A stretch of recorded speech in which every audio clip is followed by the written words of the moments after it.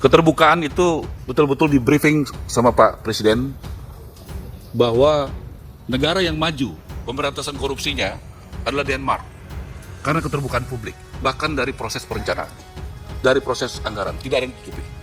Sehingga kontrolnya bukan hanya internal audit seperti Irjen, BPK, BPKP, tapi publik mengontrol. Bukan hanya DPR, tapi juga kekuatan publik. Kita bisa sepakat gitu, Ketua? Oke ya, kita ketok ya, Ketua ya. Gitu.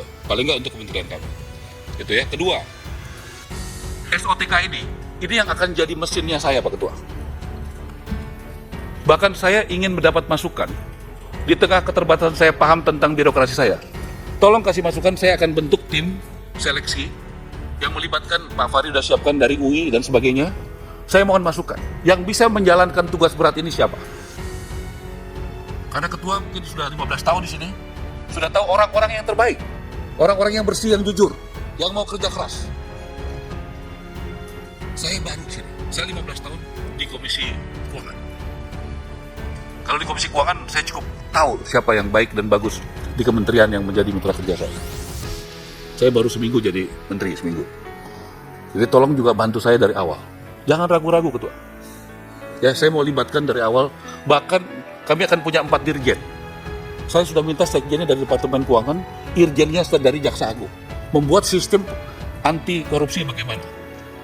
Silakan, mau terbuka, whistleblower, dan semua rapat kami terbuka, Ketua, pakai YouTube. Di kementerian kami tidak ada rapat tertutup. YouTube-nya sudah ada, bisa diakses. Jadi itu kami mulai, dan kami mohon dukungannya dari teman-teman Komisi 5 untuk keterbukaan ini. Saya juga tahu, pernah jadi anggota DPR 15 tahun, ada aspirasi dari daerah. Saya ingin sekali diberikan kesempatan juga mendampingi teman-teman pada saat reses selama 5 tahun saya di sini. Kenapa? Kalau teman-teman juga boleh undang saya, teman-teman tahu bagaimana anggaran kita, bagaimana kebutuhan di lapangan. Jadi saya nggak terlalu capek lagi mesti ngejelasin. Kenapa mesti begini, kenapa mesti begitu.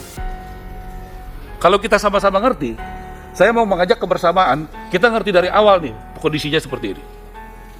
Jadi Ketua, keterbukaan setuju, efisiensi Ketua.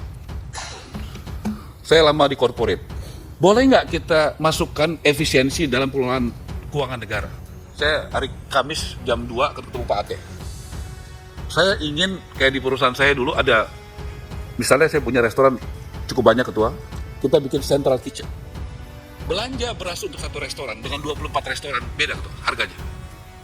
Banyak kemudahan yang dapat. Semen kalau kita mau bangun 3 juta rumah, saya udah hitung angkanya belasan triliun.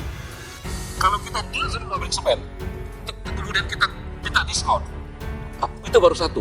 Itu bisa diskon berapa? Akan murah harga jual buat rakyat. Karena biaya-biaya untuk materialnya akan turun. Nah, boleh nggak saya lakukan itu? Efisiensi uang negara, sehingga nanti harga-harga rumah bukan naik tapi turun, Ketua. Nah, tolong saya mau minta sama Menteri Pak Ate, Kepala BPKP, untuk mengizinkan itu. Jadi kita bukan hanya sekedar mengamankan uang negara, tapi juga membuat efisien uang negara. Caranya gimana? Boleh nggak yang bagus-bagus dari korporasi? Central purchasing. Ada ratusan bahan material properti untuk rumah, Ketua. Ketua pasti tahu dan teman-teman. Kalau itu kita bisa bikin satu, itu akan terjadi penghematan yang luar biasa. Boleh nggak diizinkan oleh anggota DPR saya melakukan penghematan? Bukan hanya mengamankan uang negara. Supaya apa tujuan saya? Supaya harga rumah turun dan uangnya bisa, jadinya pembeli rakyat bisa membeli rumah dengan harga lebih murah. Kemudian soal tanah, Ketua. Saya punya konsep, tanah itu dari sitaan. Saya udah ketemu Jaksa Agung, di Banten saja ada 1.000 hektar.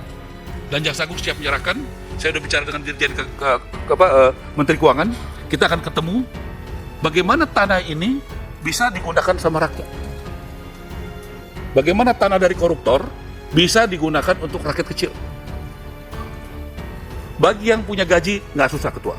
Kalau itu Ketua bisa bantu saya, supaya mereka punya tanah, mereka punya gaji, ASN yang nggak pernah punya rumah, tentara yang nggak punya rumah, banyak sekali guru-guru yang nggak punya rumah, punya harapan Ketua. Ini soal kebijakan dan policy. Kalau di ruang rapat ini, izinkan minggu depan ketemu di sini ada Menteri Keuangan, BPKP, ATR, setengah masalah ini selesai ketua. Ini harus ada keputusan politik. Bagaimana barang-barang sitaan ini, boleh nggak itu kita ambil negara dan kita kembalikan buat rakyat, harganya jadi sangat murah. Jadi kita langsung berjalan ketua. Terakhir ketua, Bapak Presiden di Magelang meminta kita tidak menjadi Superman, tapi menjadi seperti kita semua anak buahnya. Apa yang saya lakukan dari Magelang, kita langsung ke rumah susun di Pasar Rumput. Itu 2 tahun lalu sudah kami serahkan dari perumahan kepada DKI. 1984 unit kurang lebih. 2 tahun lalu. Yang baru dipakai kurang lebih 400 untuk korban kebakaran di Manggarai. Yang masih kosong kurang lebih 1.400. Puji Tuhan ketua. Waktu Tuhan memang nggak bisa dilawan ya. Jadi saya dan Mendagri datang, itu mereka sudah mau pasarkan. Bukan mau, sudah pasarkan. Dengan harga 3,5 juta untuk disewakan per bulan. Untuk kita punya PJ Gubernur yang punya hati. Pak, batalin saya minta. Saya nggak punya kewenangan, karena itu udah serahkan. Saya cuma minta himbauan. Kalau 3,5 juta itu bukan rakyat kecil, Pak. Nggak mungkin rakyat kecil di Jakarta bisa bayar 3,5 juta sebulan. Nah, akhirnya kita hitung. Itu kebutuhannya itu kurang lebih 18 M setahun. Di breakdown 1,5 miliar per bulan. Itu ketemu angka 1,250. PD Pasar Jaya mengelola tidak rugi, tidak untung. Saya bilang, ayo dong, PD Pasar Jaya kan sudah untung. Nggak semua kan harus untuk cari untung. Ini buat rakyat. Kita sepakat ketua. Angkanya 1,250. Sebagian nanti kita alokasikan buat TNI yang nggak punya gaji tinggi, polisi yang nggak punya gaji tinggi, ASN, guru, dan milenial. Saya undang teman-teman hari Jumat jam 2 siang kita open house di rusun yang ada di Pasar Rumput untuk kita bekerja dengan cepat.